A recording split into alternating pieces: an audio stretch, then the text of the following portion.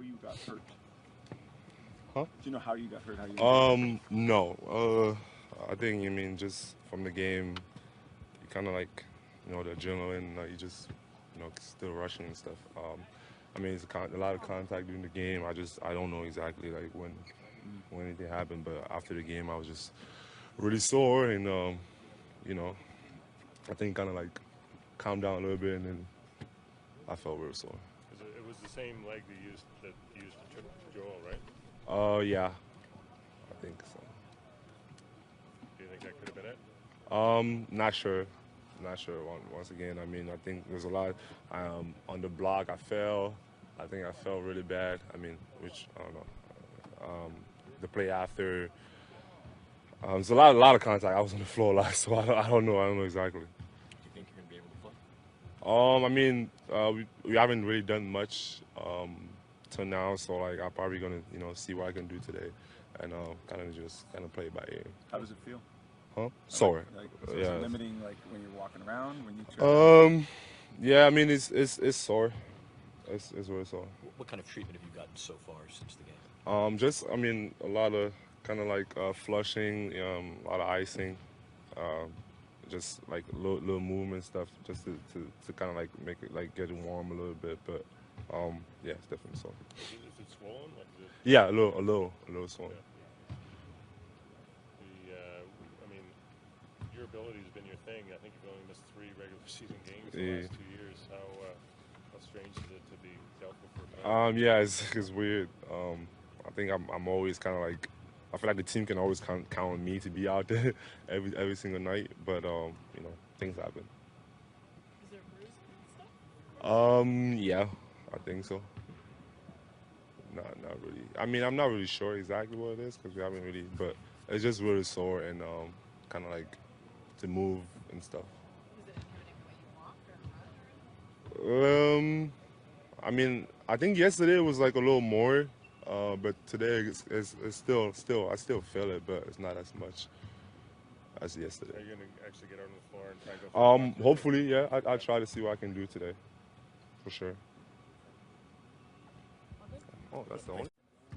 How strange is it going to be on the floor potentially without Pascal, the guys? I'm be honest with you, I just found out about that. Well, next guy up, we got to step up. I got to step up even more. I got to step up way more than I have, and that will be the challenge for us. Be more. Everyone steps up even more.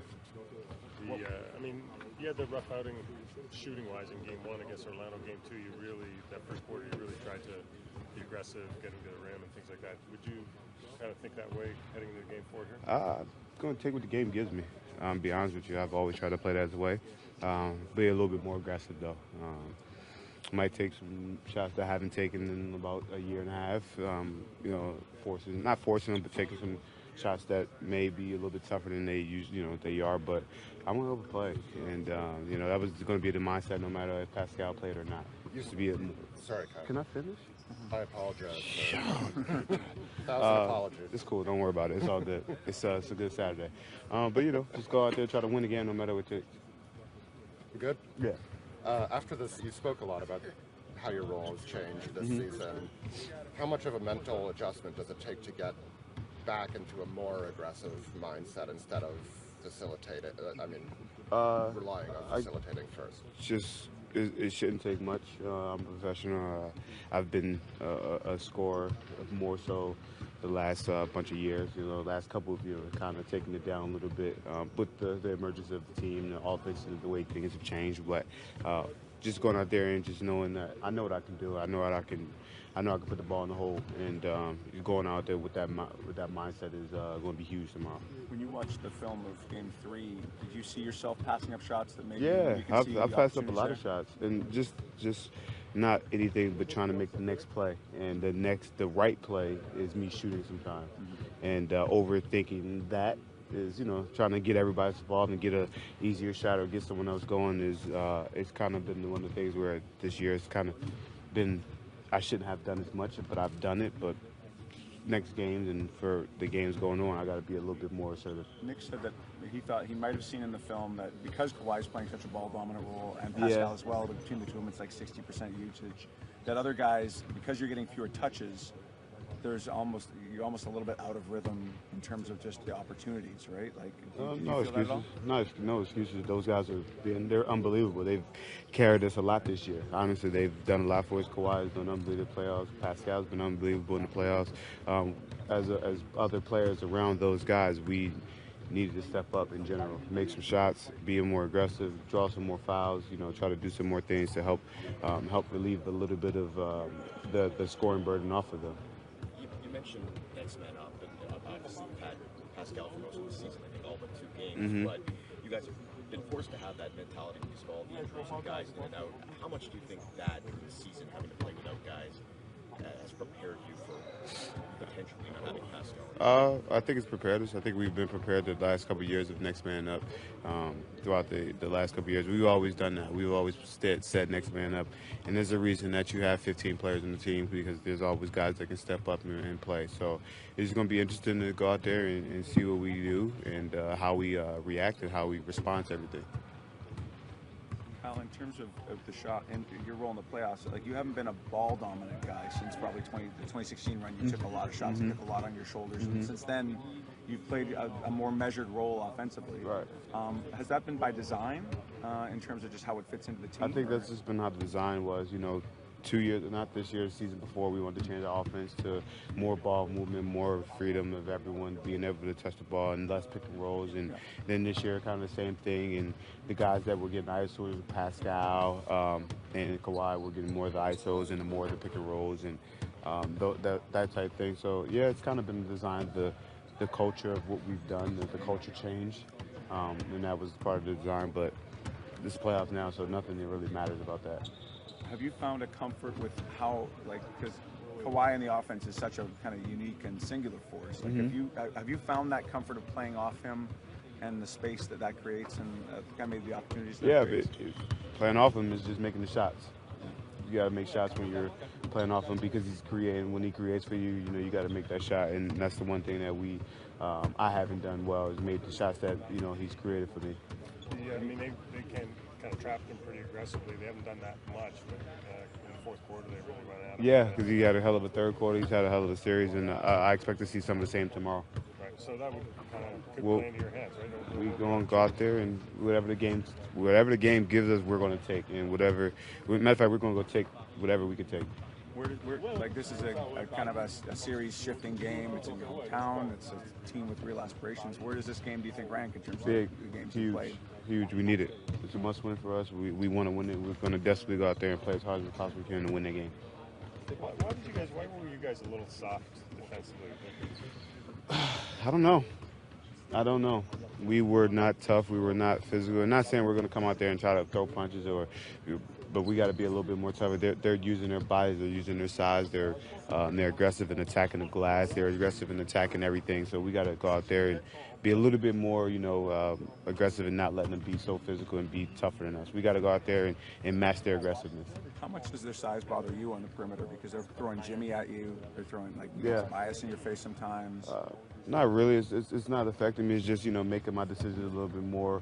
I got to be a little bit okay. I know Jimmy's a little bit bigger. He's coming chase behind the rear view, but that doesn't matter. That's all. The last couple games down, game 4 will be a different game. That's not the first time you played against bigger guys, no, right? It won't be the last. It won't be the last. What do you guys got to do to cool Jimmy down a little bit? Play. Know what we're going to do and make sure we get the ball out of his hands a little. He passed the ball well last game. He rebounded. He played overall. Last 2 games he's been unbelievably good. So we just got to go out there and play our game. You're late, Ganter. Too late. Thank you, guys.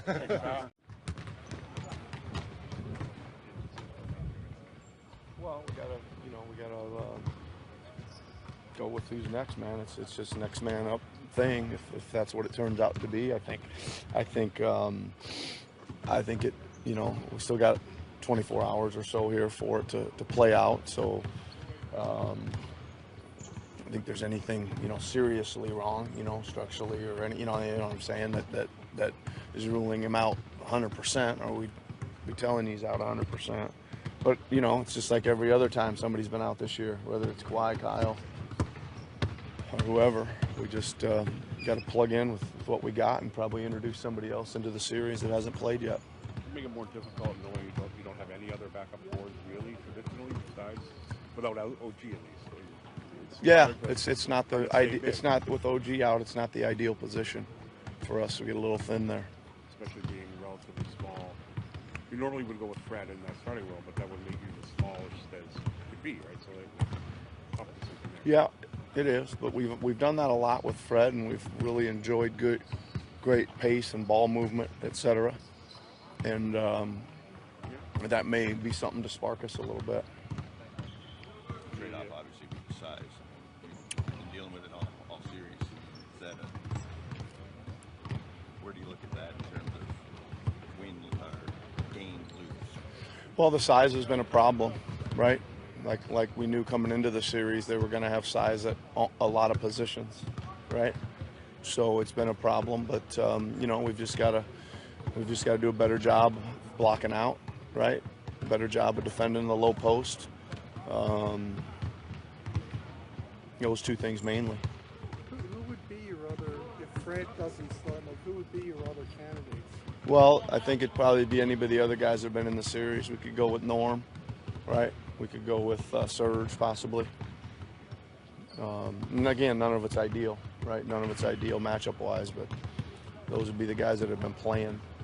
I mean, we have started Patrick McCaw before as well in these kind of scenarios, at least once. That might be an option just to keep the rotations similar. We'll see. The transitions Kyle's made the last couple of years from being kind of a high-volume scoring guard to much more of a setup guy. How easy is it for him if he needs to kind of crank back to being a guy who delivers a lot of offense? I mean, I think that the opportunities have possibly been there for him to generate some offense, you know, a little bit more. And I think